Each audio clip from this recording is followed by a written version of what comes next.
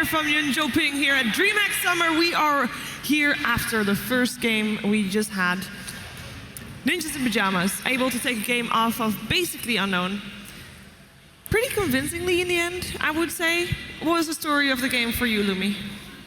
I think past a certain point, basically unknown could not get kills, which if you look at their lineup and the items they went for, it's very bizarre.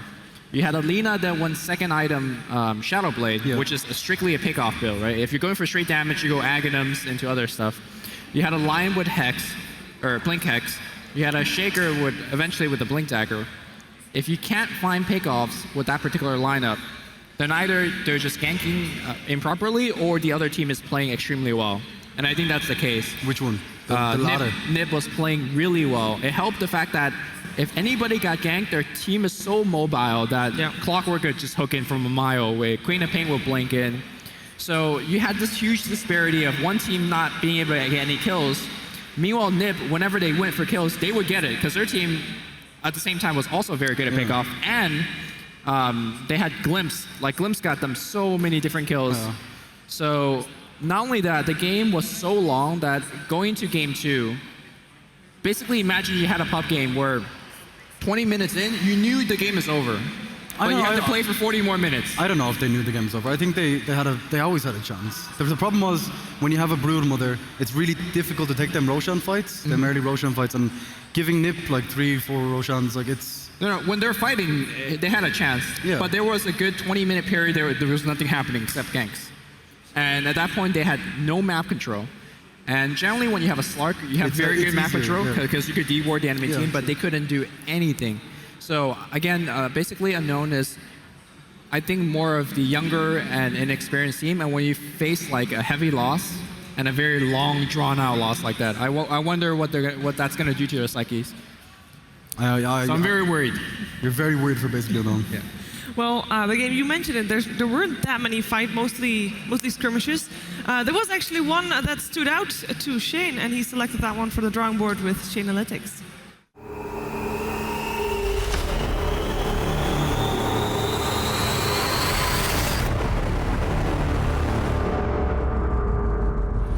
Welcome to the drawing board. So it's 14 minutes into the game, and NiP are going to take Roshan. And this is, like, honestly, I think if unknown steal this Roshan, it's basically like they're miles ahead, because they've Shadow Blade just finished on Slark, they're ready to fight. And his Shadow Blade is actually just about to run out, so he has to initiate straight away. And then, like, it's going pretty good, but the rotation from Jonas and Fan on his Clockwork, like, he instantly moves the second they see this is happening, and he gets a really, really nice pick-off when you go. And here with Shadow Dance on cooldown, Shadow Blade on cooldown. Yeah, it's very, very... He also hasn't even finished Treads. Like, he went, like, Midas straight away Shadow Blade.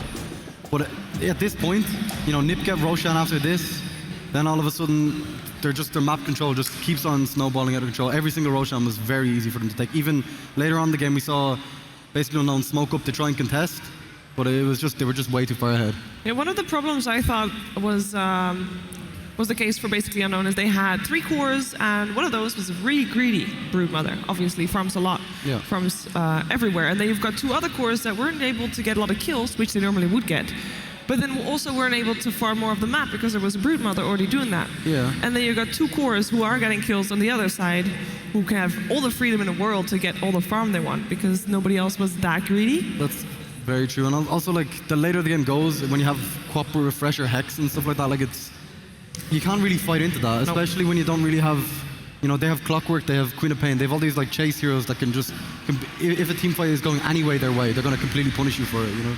So Lumi, what do they need to do? What does basically unknown need to do to actually win the second game here in this series? It's an elimination match. Is their last chance? I mean, it's a different draft, it's a different game, so I think the best thing for them to do is just to lay the game down and try to have a fresh start. But again, it's hard to... Give this man his disruptor. It's hard to like go into the mentality of these players, because I could assume one thing, but they could be feeling a different thing. So I still think that NiP is the better team and they're the stronger team. Maybe it's the time to pull out a pocket strat if they have one prepared. Magnus did get first banned by Ninjas in Pajamas. Right away, I mean, no hesitation, just boom, gone. I guess when you know you're playing against a team that plays so well around it, you know, at this stage of the competition, there's no need to take risks like that. You know, you want to just get it done, get the game win. And I think if they let Magnus through, Arise is the kind of player that can make something happen after. You know what I mean? So.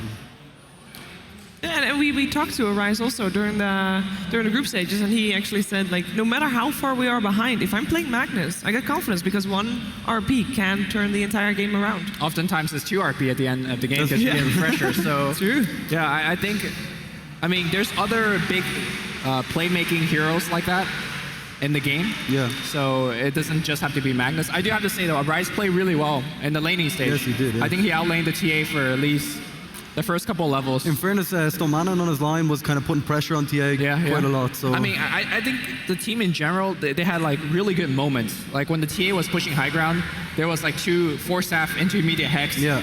Sure, she had Aegis, which made the fight more difficult, but if they didn't make plays like that, it would have just been over. It kind of gives you a bit of faith in them going into the next game as well. You know, like they have the potential to make them kind of, you know, team fight winning plays. Yeah. Even when they're so far behind. Like for them to be able to stay in that game until 60 minutes, you know, it just shows how much they can.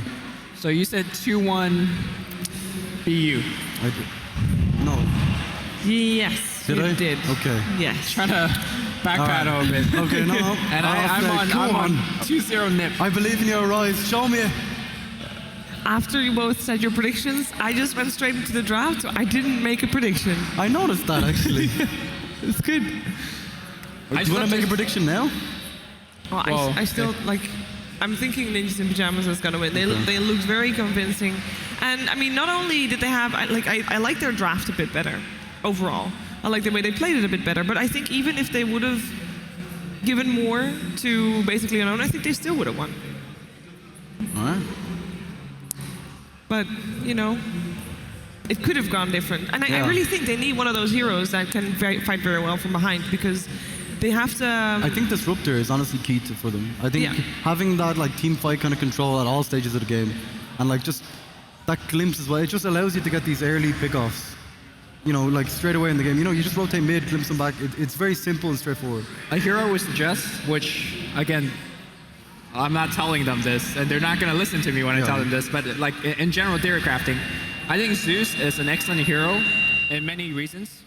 So obviously he's a lane dominator with his arc lightning. You could farm very well. He plays very well from behind. Yeah, Rise plays a very good Zeus as well. You could defend high ground very easily.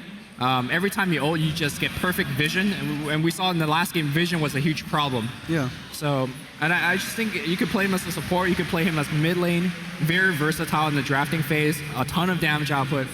I think he's a hero that should be played more. Okay. Now, previous game, it was Ninjas in Pajamas that I believe had first pick, the first pick, Queen of Pain. This game, it could be turned around. I mean, it's up for grabs. I think the other team now gets to choose side or pick. So most players normally, right now, instead of choosing Radiant, they choose to go for first pick lately. So if they are going to get the Queen of Pain, which, by the way, 100% win rate for today? Arise. Yeah, for Arise. For Arise. What's Queen of Pain's win rate today? Has that been 100%? I don't know. I can look through all my notes, but you know, it will take a while. We'll know after this game. We'll know after this game.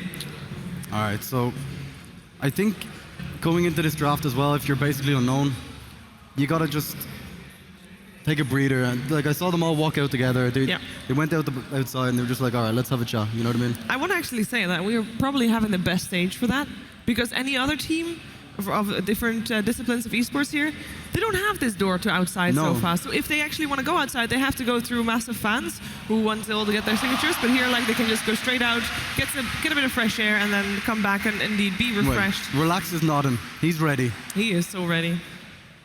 I'm really open to see his Tidehunter again. It was really fun to watch. Yeah, he did really well. I think Pure Evil as well. Like, he's kind of one of these guys that, if he can get a bit of space on a supporter, like we saw him play Lina and Skyrat Mage, and like they comboed her up with, like, say, a Rise on Beastmaster, that kind of thing, and I think Beastmaster could actually be a huge, like, especially in games like the last one where you need to find pickoffs. Yeah. Having the Hawk up, having that map presence, and having the burst damage behind your supports to kind of back it up, I think that could be a way to go. I mean, they could go Clockwork themselves. I'm not sure if they, if Relax plays Clock. I think I've seen him play it. So. Okay. Maybe he does. It's a very tricky hero to play in a high level, which, by the way, Johanna's fan, that Clockwork took me back to TI3 when Boba was slaying China. Like, it was that good. He has some amazing hooks that game. He's one of his best heroes. Talking about first pick, by the way, Ninjas in Pajamas again have first pick, basically unknown, again, a Radiant side, so that is that myth out of the way.